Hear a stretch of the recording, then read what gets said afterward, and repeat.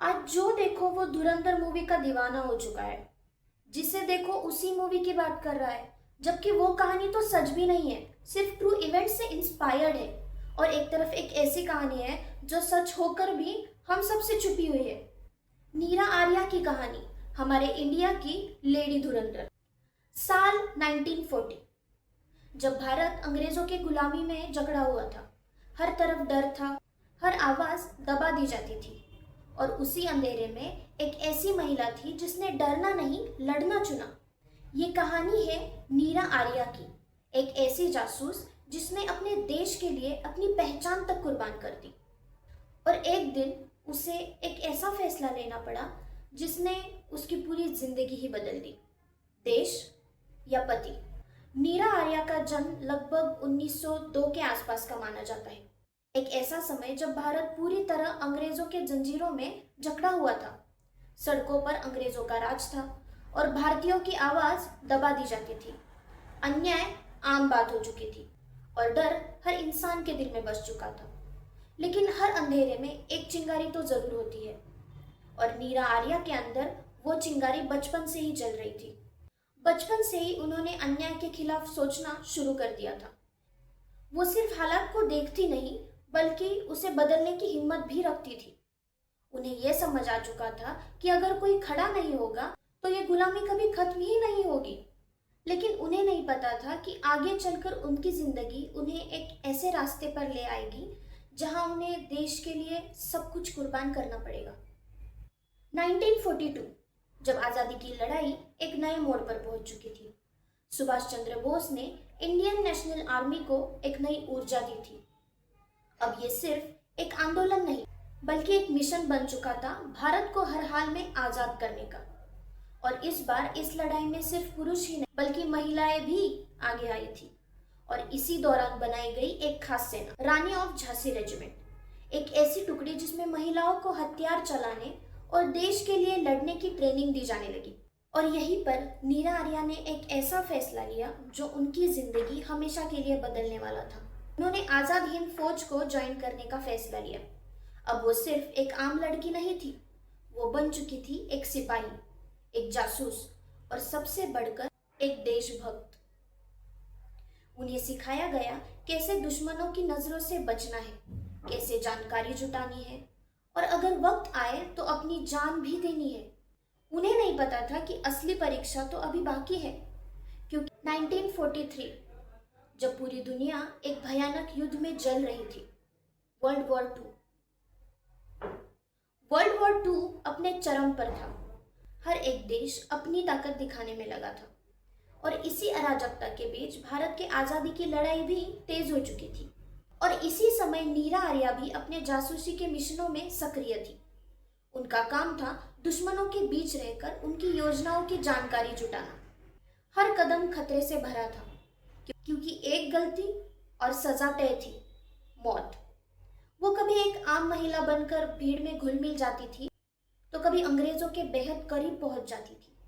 वो सिर्फ जासूस नहीं, बल्कि एक ऐसा साया बन चुकी थी जो दिखता तो नहीं था, लेकिन दुश्मनों को हर वक्त देख जरूर रहा था।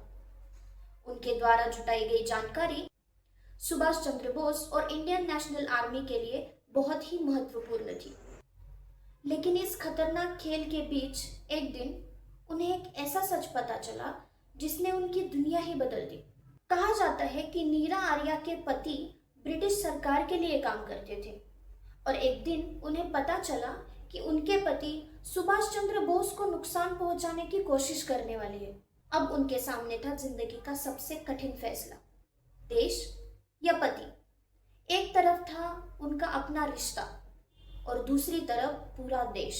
और नीरा आर्या ने अपने देश को चुना और अपने ही पति की हत्या कर दी। नीरा आर्या का जीवन बलिदान और देशभक्ति का प्रतीक था और उन्होंने अपने देश के लिए हर हद पार की। इसके बाद लगभग 1945 में नीरा आर्या को ब्रिटिश सरकार द्वारा गिरफ्तार कर लिया गया। अब वो कोई जासूस नहीं, बल्कि सिर्फ एक कैदी बन चुकी थी। उन्हें जेल में डाल दिया गया, एक ऐसी जगह जहां इंसान की नहीं, सिर्फ दर्द की आवाज सुनाई देती है। उन्हें बार बार आज़ाद हिंद फौज के राज बताने के लिए मजबूर किया गया, लेकिन उन्होंने कुछ भी नहीं कहा। और इसके बाद उनके साथ शुरू हुआ अत्याचार। उन्हें शारीरिक और मानसिक रूप से तोड़ने की कोशिश की गई। उन्हें डराया गया, धमकाया भी गया, लेकिन वो नहीं टूटी।